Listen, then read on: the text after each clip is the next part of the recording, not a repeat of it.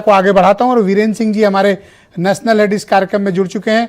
अग्रवाल साहब बहुत शुक्रिया आपका सर, बहुत बहुत धन्यवाद sir. Thank you sir, thank you sir, thank you sir, thank you sir.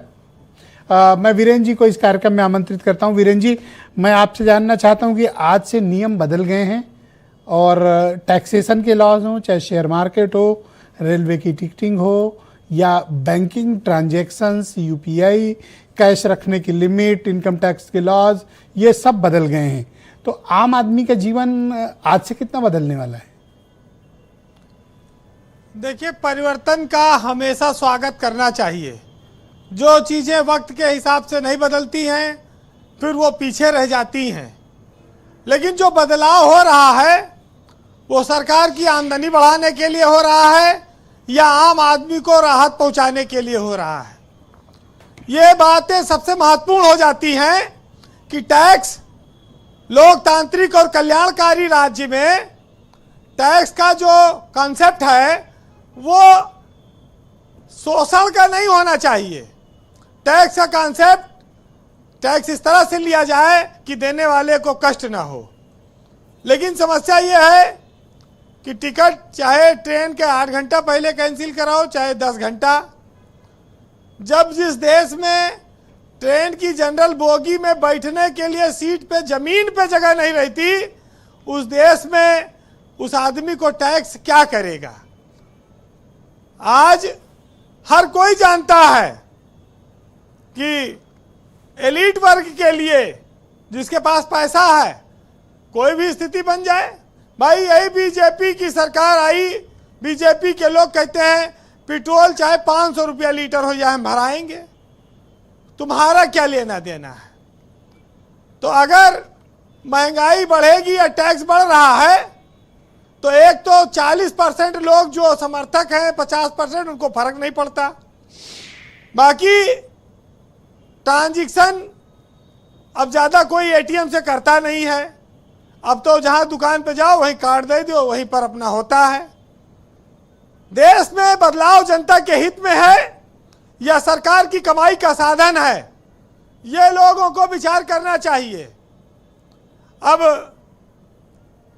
गाड़ी खरीदो नहीं जाके, फिर आरटीओ को टैक्स दो, वन टाइम टैक्स दो 15 साल का, फिर वहाँ से इंश्योरेंस टैक्स दे के आओ, फिर जब तेल भराओगे उस पर भी टैक्स देते हो, पेट्रोल डीजल पे, फिर भी जब रोड पे चलते हो तो टोल टैक्स भी देते हो।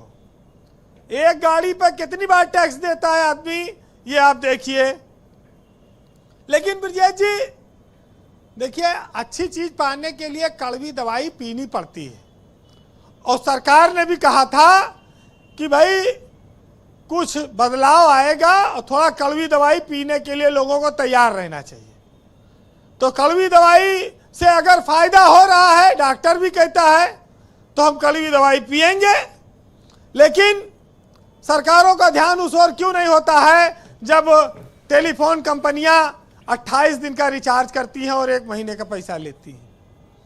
इस देश में कौन सा महीना 28 दिन का होता है और इनको अनुमति कैसे दी जाती है? ये मुद्दे उठाए गए थे। भारत में तो देखिए हर 3 महीने पे मौसम बदल जाता है, 4 महीने पे यहाँ पर ग्रीष्म ऋतु, शरद ऋतु और बारिश और क्या क्या। अगर 4 महीना ऋतु बदल रही है और 1 साल में टैक्स बदल दी तो कौन बुराई है? जाए दो, जिसके ऊपर जो पड़ेगा वो तो झेलेगा ही। भाई गधा के पीठ पर चाहे 50 किलो लाद दियो और चाहे 70, उसको ढोना है जब पीछे से डंडा पड़ेगा तो भाई इतना आप जान लीजिए। टैक्स सरकारों के लिए इसी तरह से है कि वो इम्पोज होगा, जनता मर के अच्छा, ये मिश्रा जी कह रहे थे कि वो इंजेक्शन लगा के चेक किया जाता है, जैसे नहीं, अब वो सीधे नहीं कहीं की सिरिंज निकाल लगा के खून निकाल लिया जा रहा है। तो वो भी उनको क्या है, वो तो कह रहे हैं कि हम तो जनता से ले लेंगे, हम सामान बेचेंगे, जनता से ले लेंगे, हमें क्या फर्क पड़ता है। भारत में देखिए महंगाई, गरीबी, भ्रष्टाचार, अब ये बहुत ज्यादा मुद्दा चर्चा का विषय नहीं रहा। जब चुनाव आते हैं तो लोग चर्चा कर लेते हैं, थोड़ा बहुत लेकिन इसमें भी अब कोई इस नाम पर वोट नहीं देता, ना सरकारें बनाता है। कंप्लीट कर अभी 5 राज्यों में चुनाव हो रहा है, इन सब चीजों का कोई मायने वहां पर है नहीं। अगर ब्रजेश जी महंगाई मुद्दा होता तो आईपीएल का एक मैच देखने के लिए 50,000 आदमी सड़क पे जाम थोड़ी लगाए होता। लोग लाखों रुपया खर्च करके जाते हैं, महंगे महंगे टिकट खरीदते हैं, पैसा बहुत है लोगों के पास। भाजपा की सरकार ने यह कहा था कि जब हम आएंगे तो हम स्कूलों की फीस पर मनमानी पर रोक लगा देंगे, हम 100 दिन में महंगाई कम कर देंगे, प्राइवेट स्कूल जो लूट रहे हैं उनको हम जनता को राहत देंगे। लेकिन देखिए चुनाव चला जाता है, लोग मुद्दे भूल जाते हैं जी। आज गैस से लेके हर चीज पे एक संकट है, एक नई समस्या का सामना लोग कर रहे हैं। अब तो नर्सरी की किताब भी 10-15 हजार की आती है, आसान नहीं रह गया है बच्चों को पढ़ा पाना।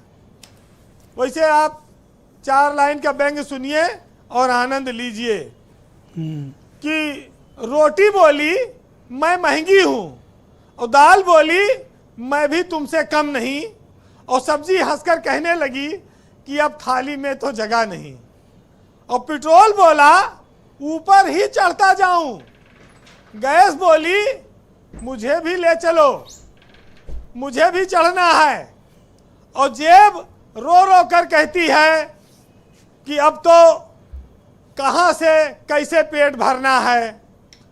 और नेताजी मुस्कुरा कर बोले रत्नाकर जी कि सब नियंत्रण में है भाई। और फिर जनता धीरे से बोली लगता है कि महंगाई डायन आई। लगता है ये बीरेन जी खुद गढ़ा करते हैं इस तरह की चीजें, नहीं ऐसी काबिलियत सिर्फ इन्हीं में ही हो सकती है। देखिए तुरंत रत्नाकर को एक काउंटर दिया। थैंक यू बीरेन जी, बहुत शुक्रिया आपका हमारे साथ जुड़ने के लिए।